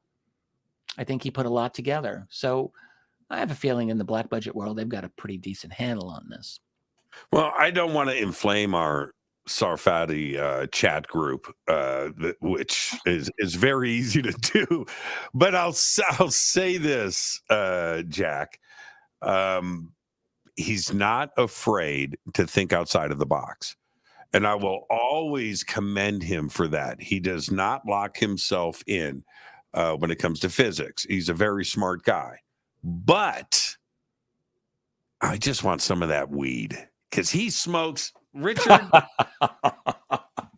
Sarfati's got the bionic weed. That's all I've got to say. Okay, so one last thing I want to get into, man. That I can already see the chat. I can already see. They want you to get political, which you're refusing to do, by the way. No, I will not do that. That's the only. I know thing you will not do that. That's the only thing wrong with that chat group. Is it gets way too political when it doesn't need to. It just doesn't need to. Sometimes it does need to, though. sometimes it does need to. Yeah. Okay. It's true. Yeah, Hey, look, I get it. You're trying to keep everyone happy. Yeah. The whole thing. I'm tired of that. I think I'm 1 year older than you, so I'm 1 year more crotchety than you. Yeah. I don't care as much anymore. I'm caring less. I'll say that. You're influencing me. But let me. It's your show, your rules, so it's good. Well, and I'm going to do that right now. Over the weekend, and it was on Saturday, I saw one of the craziest news stories that broke into the national media. It hasn't stopped, and that is cattle mutilations happening in Texas. And when I saw it, now it was one of those moments, Richard, right? I'm like walking through the house. I'm in my boxers and my slippers, right? And I've got my phone out, and I was like, what? Is that what that says? Click. 6 mutilated cattle along a highway from 6 different herds, 6 different pastures. It looks like Linda Moulton Howe wrote this article. All of them had their tongues cut out, their face peeled back with surgical precision, had their butts removed, right? Their anus removed. And are you ready? No blood, no tire tracks, no footprints. And they appeared to be dropped off.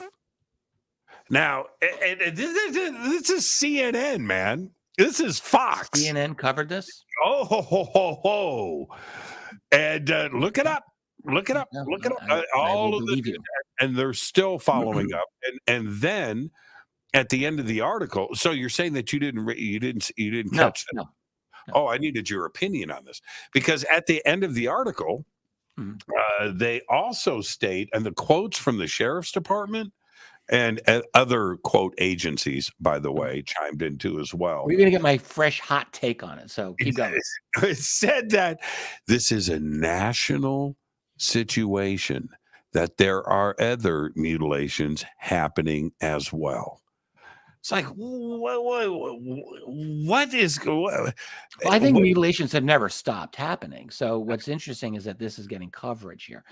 I thought you were going to go into all Tucker Carlson, because that was his last, because he's into UFOs, as everyone knows. Yeah. And I was informed that his last kind of special was on cattle mutilations. And then, the next thing you hear is like he's been axed by Fox. And I have someone writing to me who is quite insistent, and he could be right, that was maybe one reason behind it. I think there's a lot of reasons behind that, behind with Tucker Carlson, but I thought you were going to go there since you mentioned mutilations. And I do know that was one of the final projects that he was doing.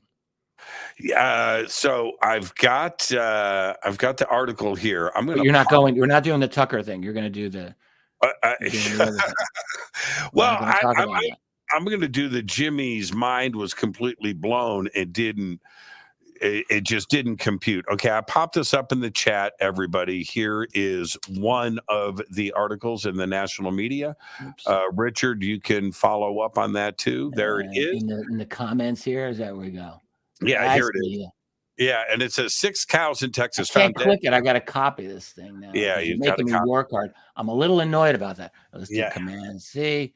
All right, I'm going to go check this out here. We're going to go read this together, man. Yeah, let's do this in real time. And 6 cows in Texas found dead and mutilated with their tongues cut out have left police searching for answers. And, well, of course I know why. It was on Shakespeare's birthday, April 23rd. I'm not going to do anything on that. I'm not reading Richard III, man. It's Shakespeare. Give me a break. You were in Ashland, Oregon at the Shakespeare Festival. I knew that. But yeah, 6 cows found dead and mutilated along a state highway in east central Texas with their tongues completely removed have prompted an investigation by county sheriff's office. I'm going to, as you are looking at it. Yeah, I just read it. It's interesting. Very interesting. The cow's tongue was removed with it's cows plural, with no blood spill and a straight, clean cut with apparent precision. These are all direct quotes from the sheriff's office. Had been made to remove the hide around the cow's mouth on one side. While looking into the death, investigators learned that 5 other cows were found in a similar brutal fashion condition. Each cow was from a different pasture and herd and was found at different locations along the area of the state highway near Brazos and Robertson counties. On 2 of the cows, a circular cut had also been removed, removing the anus and the external genitalia. The circular cut was made with the same precision as the cuts noted around the jaw lines of each cow. There were no signs of struggle, no signs of blood spill, and no footprints or tire tracks in the area around any of the cows. Wow. That's interesting.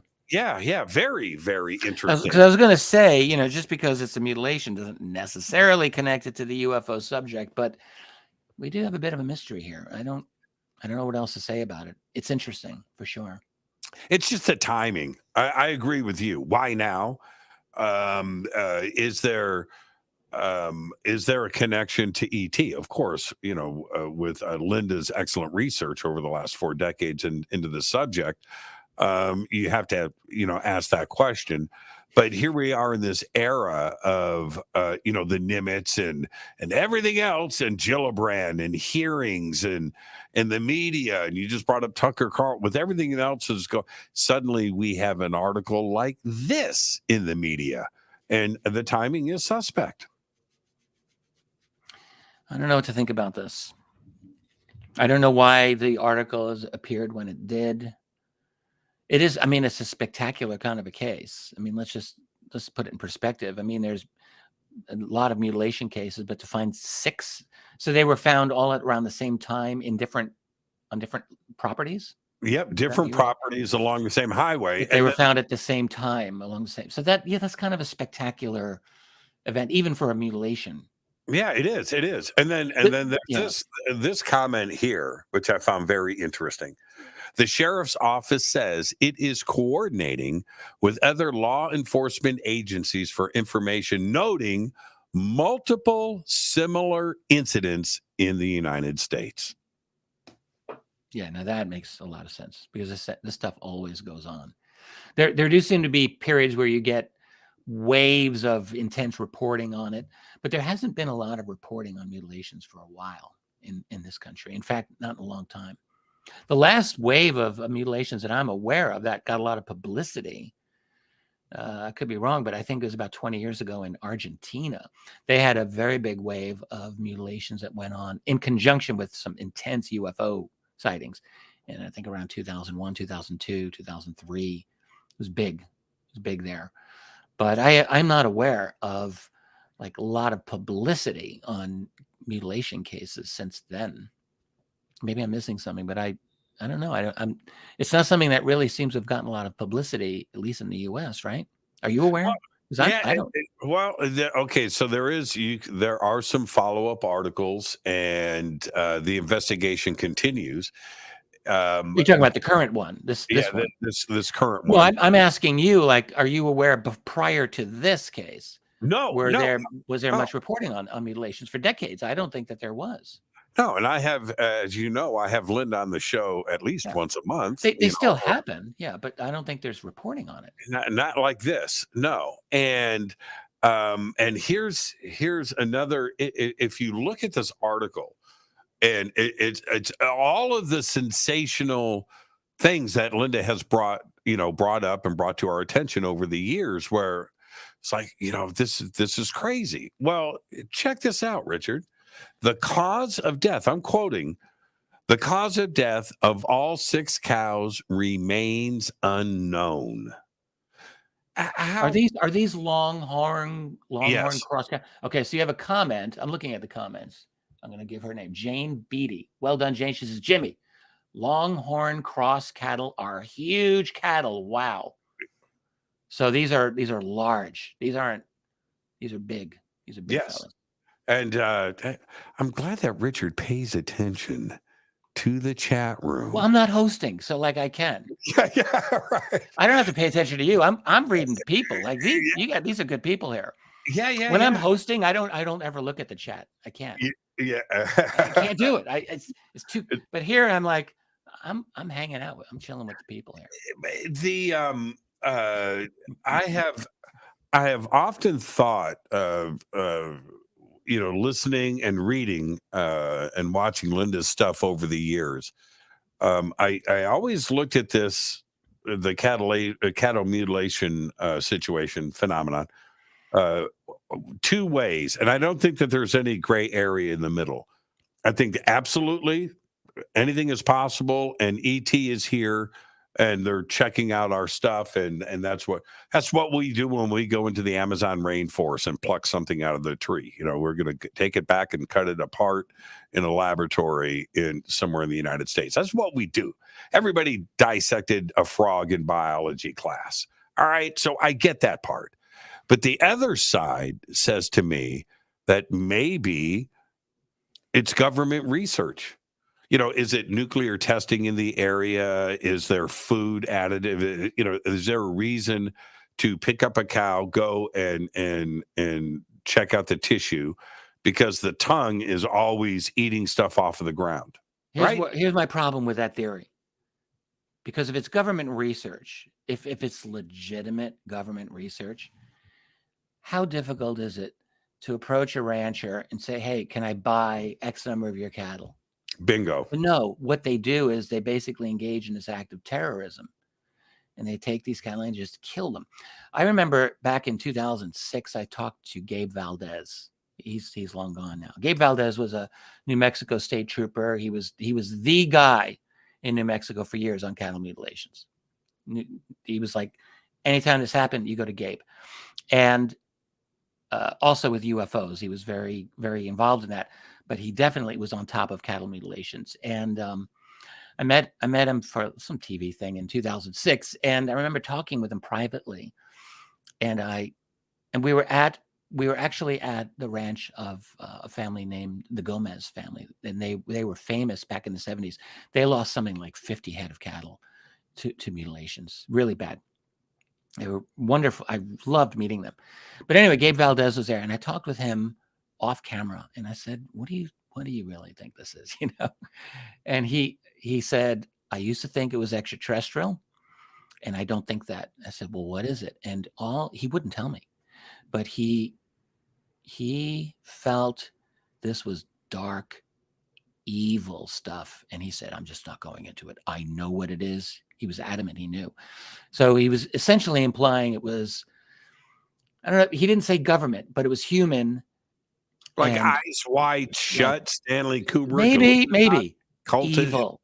Like evil. Like I'll tell you, he felt absolutely adamant about it. And who am I to argue with him? I wasn't in a position to say, no, I think it's extraterrestrial. No, he was absolutely adamant. And they were scary evil, which was really what he felt. So like, in other words, for him, I think he was at a point where he felt there's no way I'm going to go fight these people. I'm running the hell away. That was his attitude. Yeah. And here's the thing, Richard. These are, like Jane said, these things are ginormous. They weigh thousands of pounds, right? I mean, they're huge.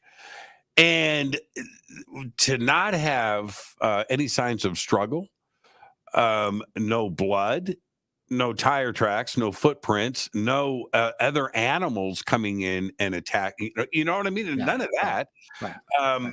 To just have them apparently fall out of the sky into this spot, that's where you've got to just step back and scratch your head, because if you got to look for ligature marks on any of these creatures. Sometimes that has been alleged. Ligature, like as in rope, like tied up and then let down. I remember years ago I chatted with I think Greg Bishop, because he did some stuff on this. Greg's a great guy, and great guy. I don't know if I agreed with him on some of his research here, but I respect where he's coming from. But he stated that he knew that in a number of these mutilation cases there were definite ligature marks on the cattle, so as if they were being rested on from a helicopter. Hanging on a rope from a helicopter and then just let down or lifted up or something like that. That was the implication. And if that's true, like, you'd want to look at that on these cattle, I would think. Now, so the ligature marks wouldn't necessarily be around the neck. It could be around the waist, underneath the, right? Yeah, I mean, I wouldn't know what's the best way to Lift a cow. to lift a cow up by rope. I don't know how I would want to do that. It would probably fall and drop if I were in charge of that. But anyway, people who understand these things would have to know where to look. That's what would you make of, and then we'll say goodnight, where we've gone through these waves of sightings lately, video and imaging and witnesses coming forward and everything else that the media has been covering, and everything comes in waves, right? Are we about to go through the summer of cattle mutilations? Right. I hope not, because it's just an awful thing. It is. So I don't know. I really don't know. I do feel that, I was in one of the most exciting things in my young life was when I was in Berlin when the wall came down in 1989. So I spent 3.5 months. I actually arrived 4 days after the wall was breached. So I got there on November 13th. Damn it. I knew it was going to happen too. But so I was there all during that time. And that was the period when all the Eastern Bloc countries were crumbling and collapsing. And the last holdout was Romania. And they got Nicolae Ceausescu and his evil wife, Elena, in December of 1989. I remember this very well. And there was a political cartoon just before all of that happened in Romania. And all the Eastern European countries, they're celebrating freedom and all of that. The political cartoon was this guy sitting in a chair, blindfolded and bound to the chair. And that was Romania.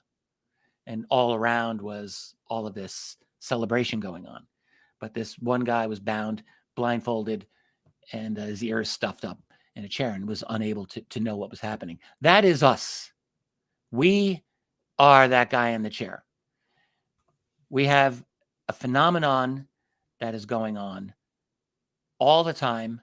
It is important. It involves highly advanced, ultra advanced technology and science and beings. They are doing something. It is important. It involves them expending many resources for something that is a long-term project by which they are engaged in doing something at a time when this world is going through a civilization revolution. And, we've got to be asking, these are two really important things. Is there a relationship? And yet here we have this media, which is worse than sycophantic. Look, people are better off following the NFL than trying to follow the news. If you're just going to get Western news and be propagandized, just go follow the football scores. You'll be better off. At least you won't be lying to yourself about being informed. So we're absolutely blind to what is happening in this world, the important things. And we got this AARO hearing, which was basically a complete waste of time on that basis in terms of informing the public about anything that matters. And, how much longer are we going to have before our world goes through such a fundamental change that maybe none of this is going to matter? Like, I really wonder this. We just think, oh, yeah, tomorrow's going to be like today because today was a little bit like yesterday. Well, you know what? At some point, things are going to change enough that we're going to be in something very different and maybe not very good. So I don't know how much time we're going to have before things really change. David Jacobs, no one ever wants to talk about Jacobs anymore. It's like, let's pretend he never happened. That's ufology today. Let's pretend David Jacobs never happened. And Bud Hopkins and those guys. Well, Jacobs, in his research, his last 2 books, he was talking about something that the abductees that he regressed told him about, the Great Change. And David tried to interpret what that is. And I don't think he had it exactly right. But his research, I think, is valuable. David believed that the Great Change was when the aliens would formally take over, a planetary takeover. That was going to be the Great Change. Maybe, but I think the Great Change is we're living in it right now. This is the Great Change. Like, those abductees that he was interviewing 25, 30 plus years ago who were talking about a great change. This is it, man. This is it. And we really have to wonder, did these aliens who were the handlers who were talking to these people about the great change, maybe they knew something. Did they know? Did they know what we're going through right now? Maybe they did.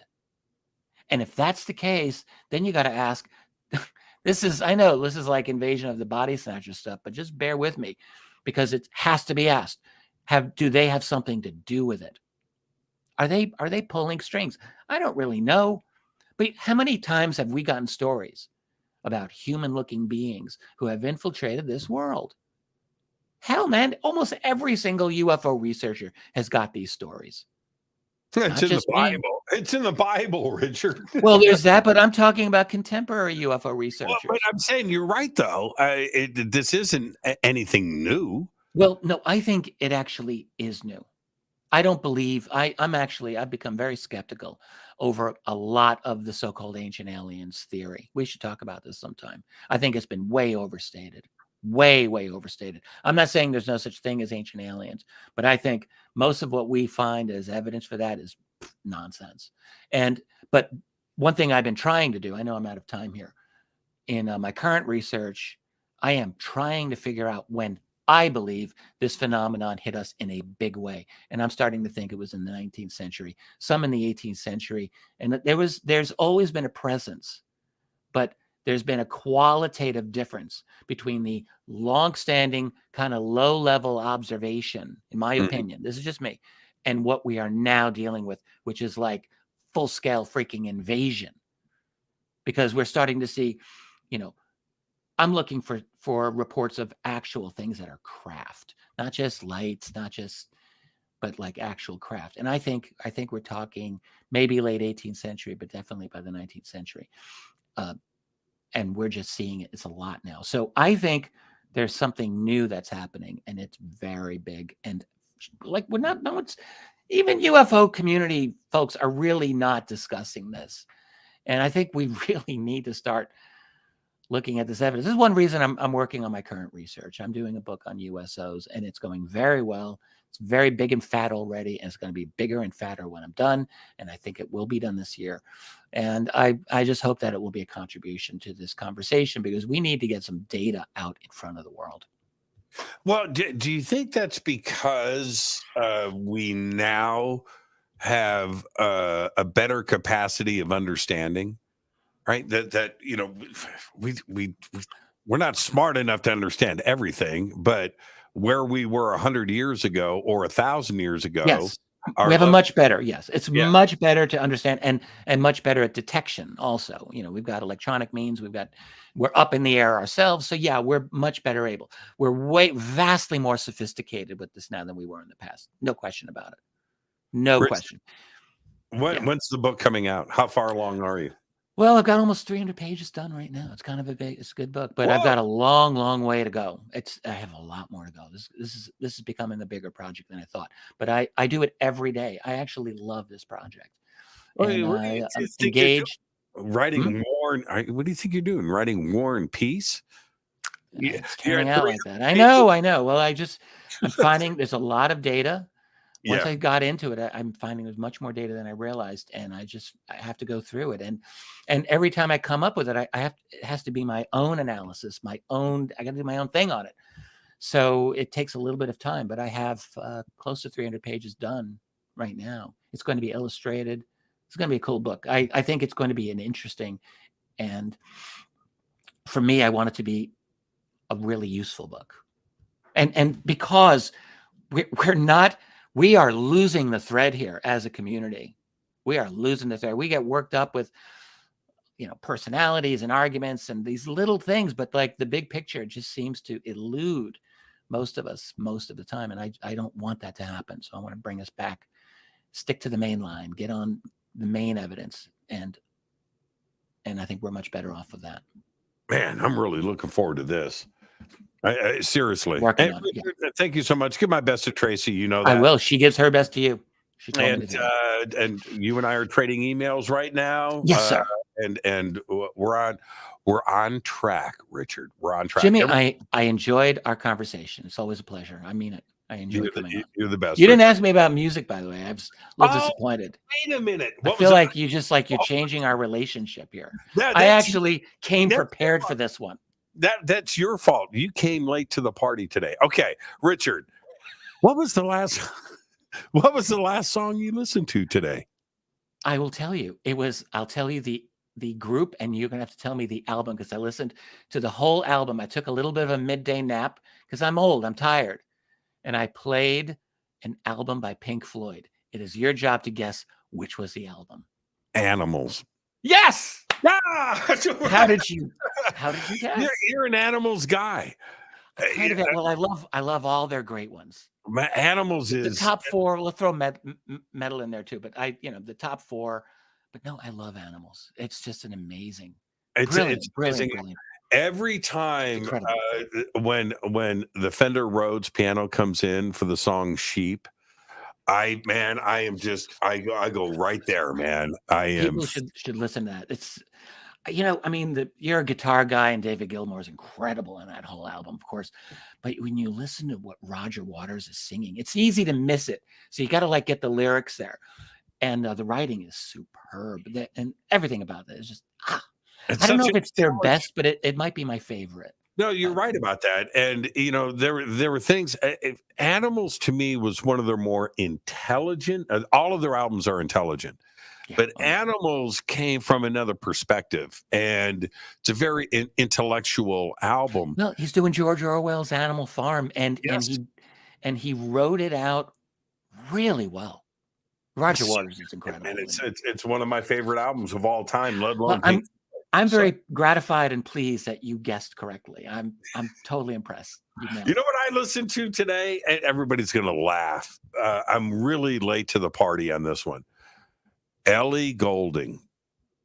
Now, I want you to go. I'm even later than you. I haven't. Yeah. So just go ahead. Just go. Who is she, Jimmy? Because I know that's coming. So I know it's a woman because you just told me. So that's good. I'm learning. She's from the UK. She's British singer. One of the biggest selling artists of this decade, who I had never heard of. And I think her first album came out in 2011.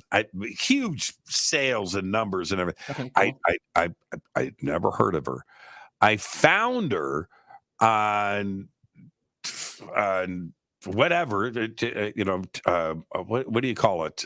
The computer, the internet. It was a TV.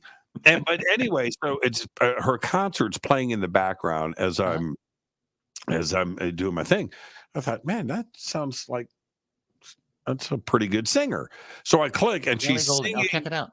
She's singing in this arboretum with her band. You're doing jazz, you're doing rock, or some kind of new thing, or what is it? What are we talking about here? I'm going to call it synth folk music. Huh. Yeah.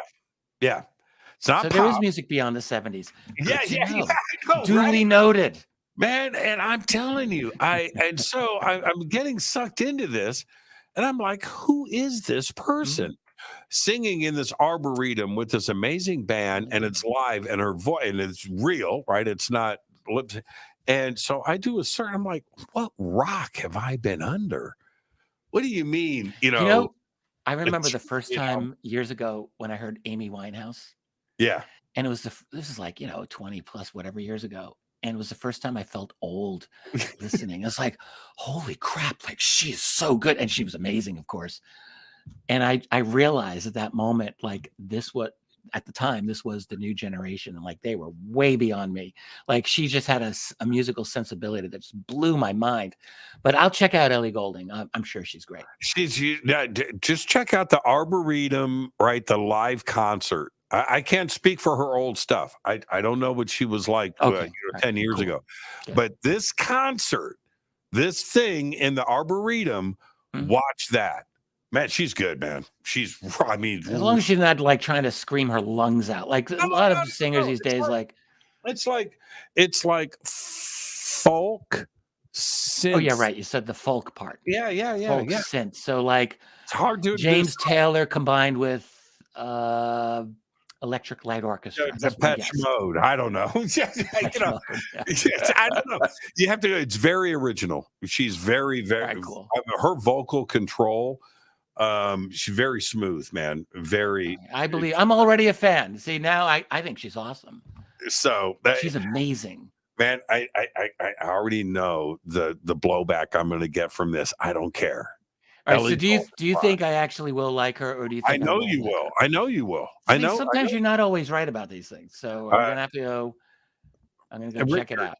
And if I complain, you're gonna know. Like if I don't like her music, you're the first person I'm gonna complain to. I have an old typewriter, and I'm gonna type out a letter to you as a letter of complaint. Richard, complaining about this. See what's behind me. Don't question my musical pillar of knowledge. Behind you is a world map. There's the two personalities right here. I'm gonna check into it. Maybe not tonight. It's a little late, but I will. I'll talk to you, brother. Have a great night. Give my best to Tracy. I will. It was my pleasure. Thank you. Richard Bleepin Dolan. And yeah, we ran way over tonight. Thank you so much, Richard. Have a good night. Give my best to Tracy. And I am going to get out of here. Let's see who's on tomorrow night. Tomorrow night is, Steve Bassett. We've got Steve Bassett on the show tomorrow night. So I'll see everybody tomorrow. Stephen Bassett, PRG, stopping by Fade to Black. Fade to Black is produced by Hilton J. Palm, Renee Newman, and Michelle Freed. Thank you, Dennis and Kevin. Webmasters, Drew the Geek, music, Doug Aldrich, intro, Spaceboy, spaceboymusic.com. Fade to Black is produced by KJCR for the Game Changer Network, and this broadcast is owned and copyrighted 2023 by Fade to Black and the Game Changer Network, Inc. It cannot be rebroadcast, downloaded, copied, or used anywhere in the known universe without written permission from Fade to Black and the Game Changer Network. I'm your host, Jimmy Church. Until tomorrow night with Bassett, be safe. Go back, Lee Tappy.